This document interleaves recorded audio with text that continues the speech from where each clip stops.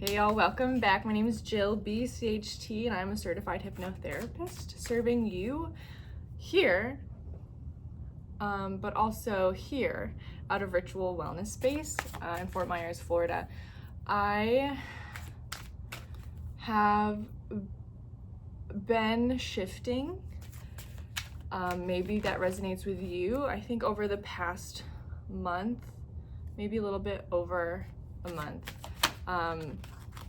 I've just felt such a big shift within myself personally, and I'm seeing it in those around me, through my community members that work out of Ritual Space, my friends, my clients, everyone I talk to is just kind of experiencing a big wake-up call and big changes. Now, change is kind of like always happening. It's constant. Things are always changing and growing and shifting, but it feels really big. And I haven't been on here because I've been working through that. The loss, the grief, the uncertainty, the anxiety in that shift. And I felt like I needed to be quiet. And so now I'm back.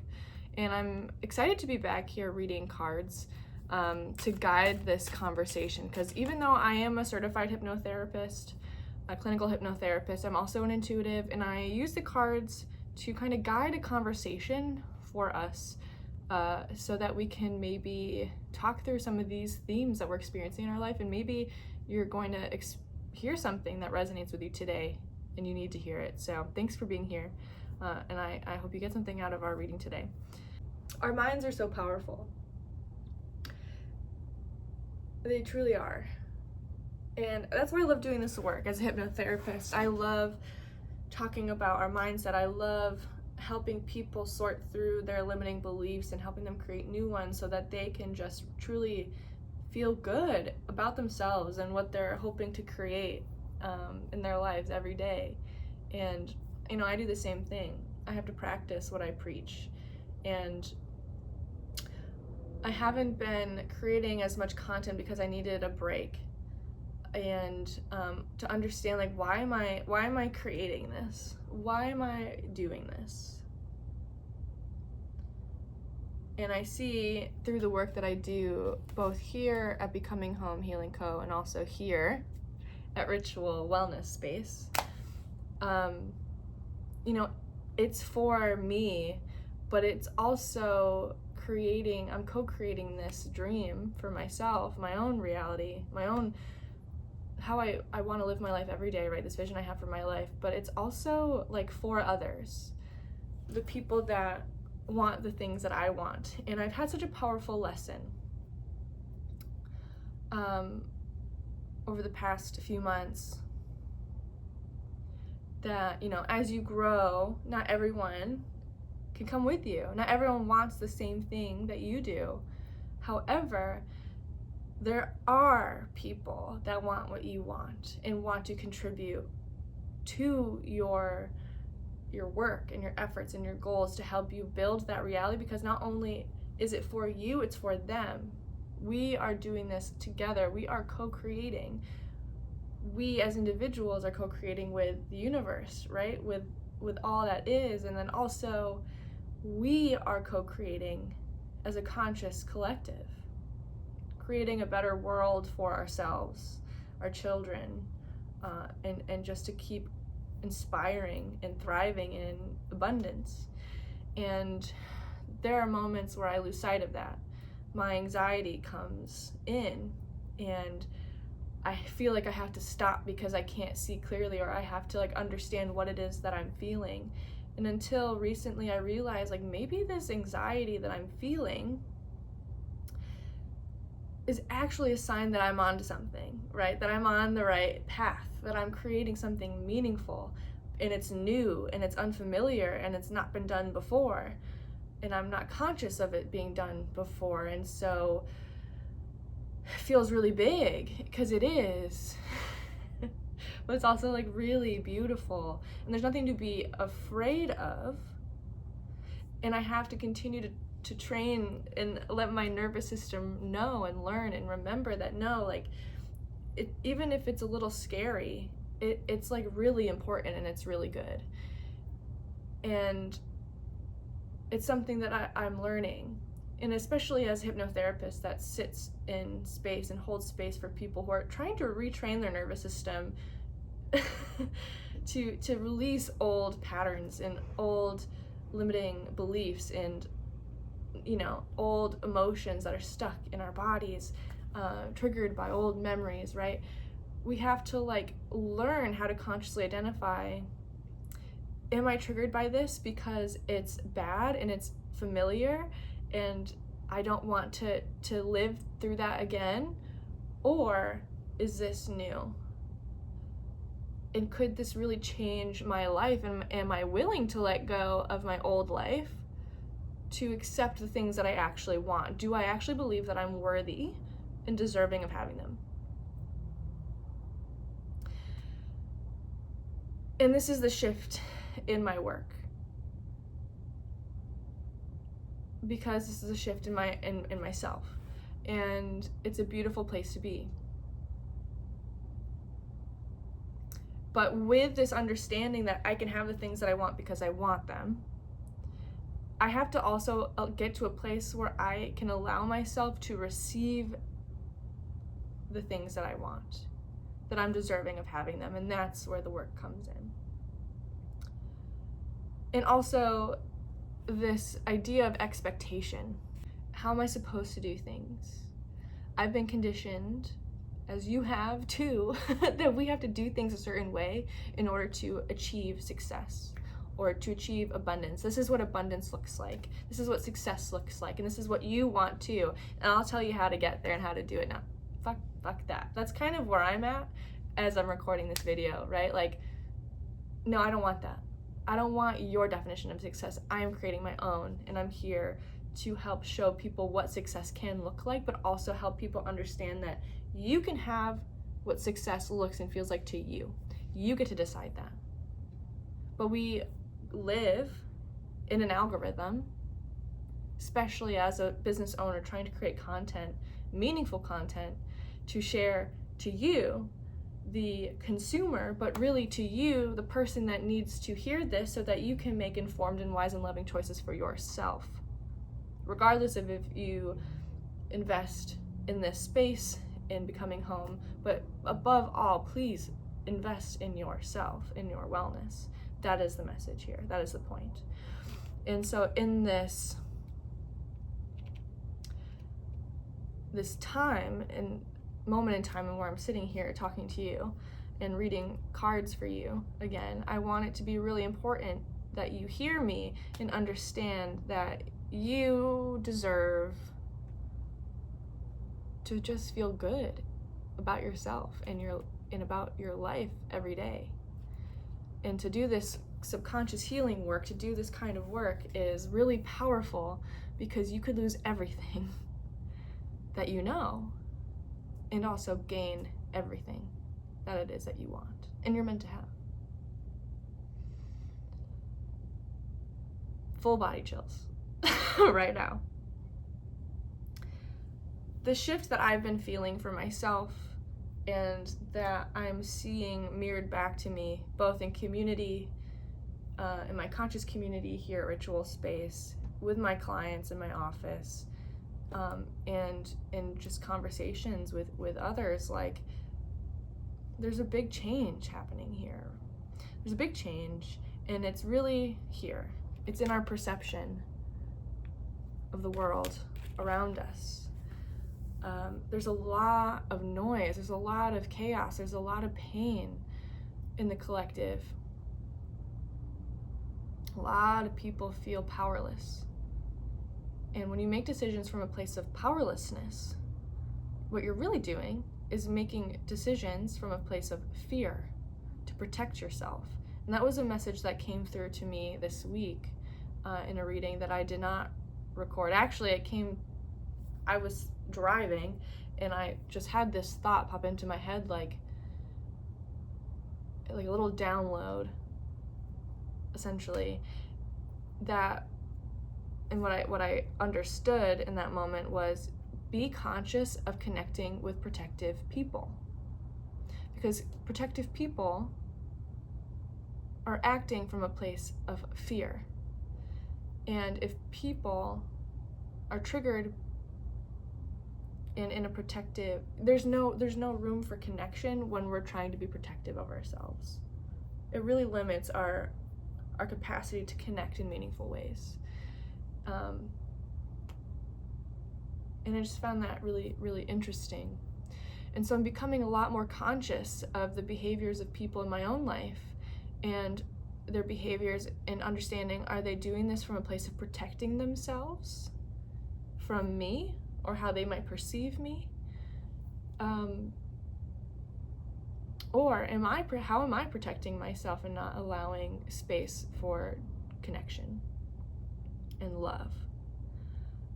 And it's not all or nothing, really. And this isn't to say not to connect with protective people, but there is this energy of harmonizing and coming to a compromise, right? So that people's needs can be met and expectations can be shared. Compromise, right? Like, we have a mutual understanding, and in this mutual understanding, we are both allowed to bloom, right? To flower and share and experience in abundance, in this energy of abundance here.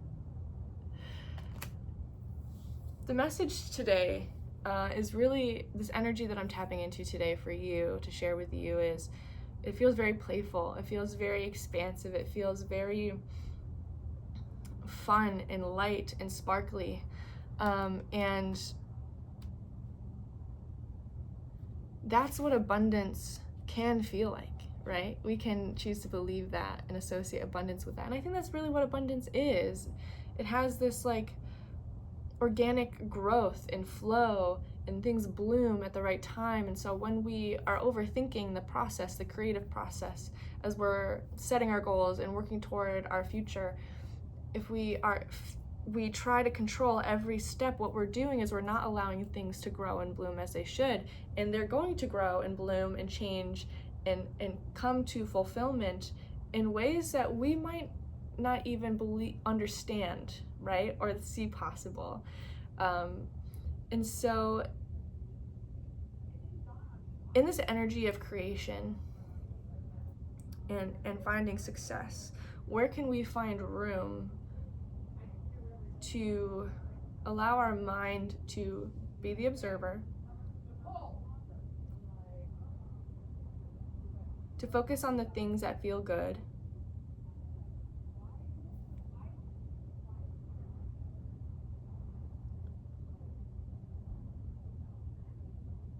to be in this open, loving, abundant, generous energy, because really this playful energy is vulnerable. I remember, I'll give you an anecdote. I went to this embodied dance, like ecstatic dance class that was offered next door at the studio. And I was initially very conscious of myself, self-conscious, right? I was very self-conscious. I showed up because I wanted to let loose, I wanted to move, I wanted to try something new. I needed it. I needed to move my body and like release stress, and I was searching for new ways to do it. And so I went to this ecstatic dance class, and I was in a room of beautiful women, and I was very self-conscious because I was very aware of myself and how I was taking up space. When I also was observing and realizing that there were some women that were just dancing like nobody was watching, right? And it was inspiring to me. And gradually throughout this class, I gave myself permission more and more to kind of open up and to just be authentically myself and vulnerable and to move and to dance. And it took time, and I haven't been back to an ecstatic dance class since then. But it was an interesting observation of myself and maybe an area of growth that I need to have. But in that energy, right, that's this playful energy. Like, imagine, right, being at an ecstatic dance class, or imagine, seeing someone just dancing with no hesitation, just fully embodying their power, their energy, and moving through that experience. there's a bit of vulnerability that comes with this playful energy. You have to just kind of shamelessly move. You have to shamelessly dance. You have to shamelessly, vulnerably, authentically express yourself. And I can understand and recognize the block that some of us might have in doing that because of our own limiting beliefs of ourselves, because of how we've been told to act or behave, or expectations that we've had to meet, or people pleasing, or whatever, that you just don't put yourself first. Because Lord, I've fucking been there too. I still find myself there, and it's where that's where my healing has to go as well. But the more and more that I participate and play and participate in my joy and the things that light me up, and I'm allowed to like connect with my authentic self and my real self more and more, oh my gosh, the more I fall in love with me, right? I fall in love with myself and my ideas and what I'm creating and what I see possible. And I want to share that with others. I want to share it with you. That's why I'm telling you this right now, because you need to hear this too. There's something so effortless on the other side of whatever this is that you're working through, this anxiety, this pain, putting other people's needs before yours. That has to stop immediately. Immediately. And actually, that's where your rebirth begins, at the end of your people-pleasing tendencies. This belief that you have to put others' needs first for you to be happy, or for you to be loved and valued, when the opposite is true. Because when you love yourself and show up authentically as yourself and honor yourself and your needs and your desires, what you're really doing is then attracting the energy back to you, the people, the places, the opportunities that want to invest in you and what your vision is and what you got going on, because they see you as a mirror back to them, that their dreams are possible, their desires are possible, the life that they want, the love that they want is possible. It makes me want to cry. Freaking Cancer season, right? Oh man. Honestly, through all this rambling, I hope that's the thing that you take away from this message.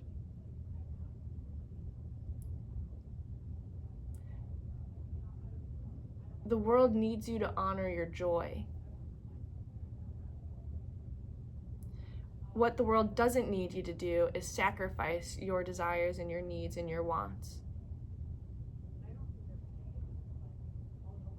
because you think you have to sacrifice in order to receive what you want. No way.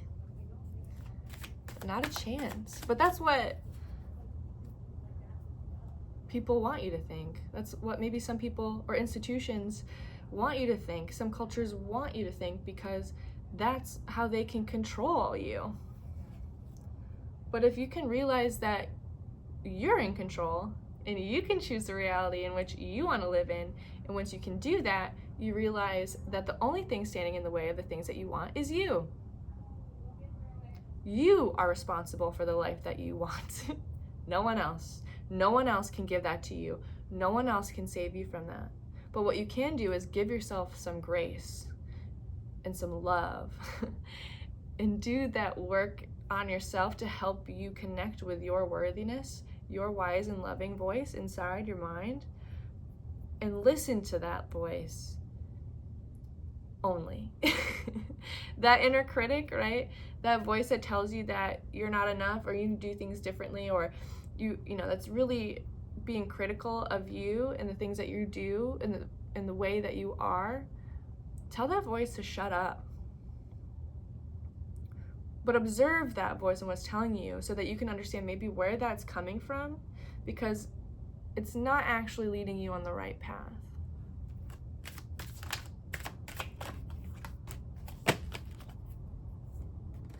And I imagine that as you start choosing yourself, I can't imagine this, I know this personally, when you start choosing yourself and choosing your joy, there are people that are going to leave your life because they benefited from you and your people pleasing. They benefited from you being available to them all the time. And when you're not, they take it personally and they leave. And sometimes that leaving and those choices are really painful and traumatic and hurtful. Sometimes the path to our joy is a lonely one, until the path opens and we start to collect and find the people that honor us in the life that we want to build. Because trust me, we are not meant to do this by ourselves. We're not meant to live in isolation, but you will experience moments of isolation. You will experience that because, and if you recognize that, if you're in this period of isolation right now, that might be because you are about to connect with the people that match you and honor you as you honor and match them. Or if you're finding yourself in a period of isolation right now, ask yourself, how am I hiding my light and myself away because I'm afraid? Right? Are you alone because you're afraid? You don't want to get hurt? So you isolate yourself away from others to protect yourself? Or are you isolating yourself because you love yourself and you deserve to be honored for who you are? And so you're moving forward on your path in solitude to find the things that feel good, rather so that the things that honor and support you find you. Because we're attracting those things towards us. But when we're alone and in this period of isolation, right, it can really trigger some inner child wounds, this feeling of being left out, of abandoned, of not having what I need and not knowing who's my friend, where are my people. I feel that. And that's where the healing goes, that's where the work goes. This inner child work is really important. This inner child work is essential. And to have this inner representation of yourself as a child, right? Little Jill, I connect with her frequently and I'm trying to gauge, how are you feeling right now? Do you feel supported? Do you feel loved? Do you feel creative? Do you feel cherished? Do you feel supported, grounded, nurtured, nourished? Do you need to play more? Or when I feel left out, I have to ask myself, where does this come from, right? Like what does this feel like? This feels like being on the playground and being shunned by the mean girls. That's okay, right? I can step in now consciously and be like, I recognize this feeling. This is an old feeling. I remember a time like this. I remember when I've been shunned on the playground by mean girls, right? The cliquey girls on the playground. And,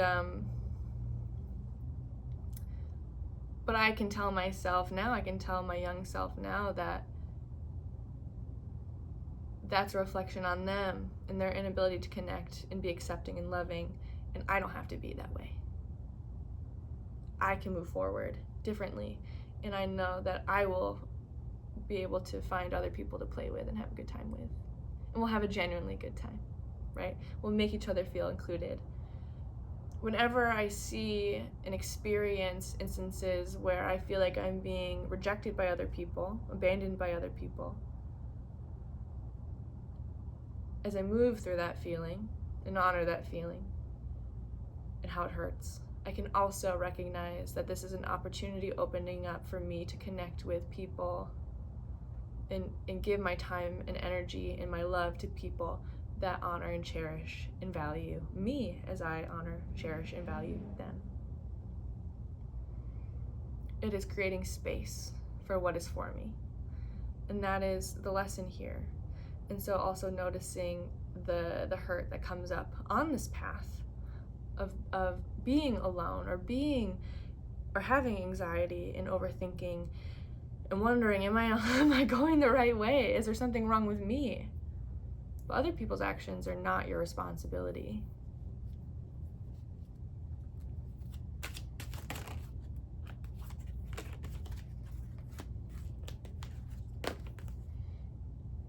consciousness and the Lovers.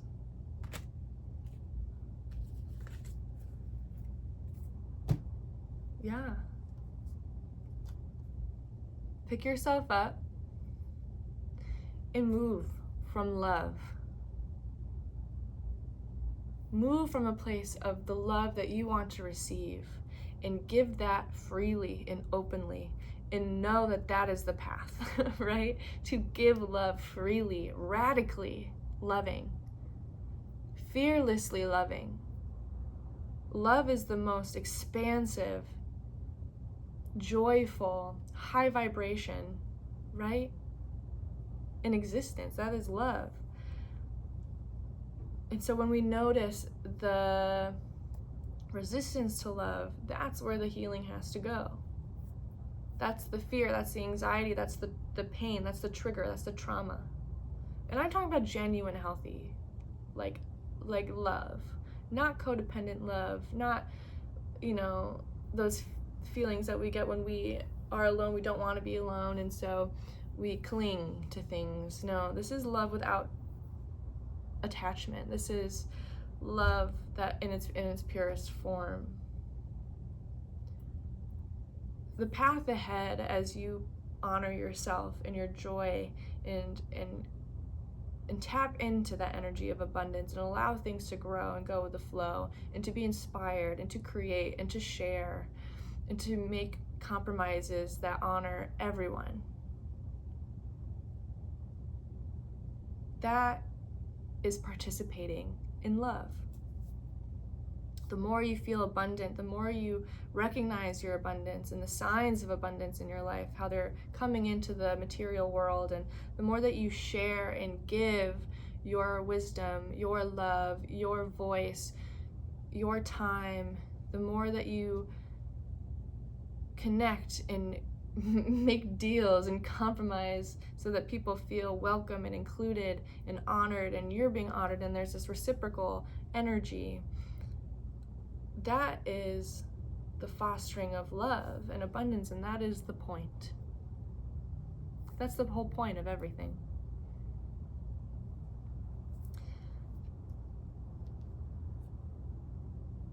And just, you'll be amazed at where that takes you. And it's going to take you into uncharted territory, things that you have maybe never experienced before. And it's beautiful. And it starts with you. It starts with becoming conscious of those triggers and being conscious of the reason, why am I afraid? Doing that subconscious work and changing it, allowing yourself to relax and almost like surrender and soften into the flow of things, and to know like you're doing great. You are doing it. As long as you are doing and being what feels good and what feels right, you just really can't go wrong. And I think that's the message today. Pretty simple, but at the same time,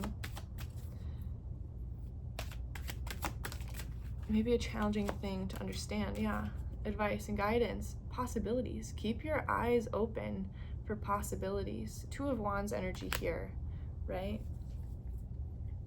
Initial energy of expansion. Take it moment by moment and celebrate the successes, those moments of success as you go. Cherish your success. Each milestone, like, celebrate it. You need to celebrate more. There needs to be more celebration. Celebration is not something that needs to be hard earned. We can celebrate every minute of every day. I can celebrate this deep breath that I took, right? I can celebrate and just allow myself to feel gratitude for a good night's sleep, or knowing, like, I'm gonna celebrate that I started recording YouTube videos again, because I didn't really want to because I was tired and I don't feel as in tune today, but the message flowed anyway, and I'm really grateful that I still came on here and I connected with you, trusting and knowing that this message will find you as it needs to, and it's for you, and I love you, and you're doing great. You're doing great, as long as you honor your joy and your love and the things that light you up. Because when you can connect with that playful, authentic energy, you are connecting with the purest form of yourself, that inner child self, that just the whole purpose to be alive is to be in this energy of love and to just be grateful to be alive. That's the message for today. In a world of chaos and hurt and pain, you don't have to carry that because you know the truth. You know that love has to be the focus and the purpose and the point of all that you do and all that create, because you are love, and you have to remember that. So I hope this message serves you. If you're interested in a session with me, either a tarot therapy or hypnotherapy, you can find my booking site on my website, becominghomehealingco.com. You can also find me at Ritual Wellness and Yoga Space in Fort Myers, Florida, where we are having infinite amounts of fun here, just creating meaningful experiences, events, supporting small business, and really lifting each other up, because we need it. We need it. And we're here to serve. And there will be more readings, more chats, more opportunities to connect here. So make sure you follow me, and I'll see you again soon. I hope you have a beautiful day, and I hope this message serves you.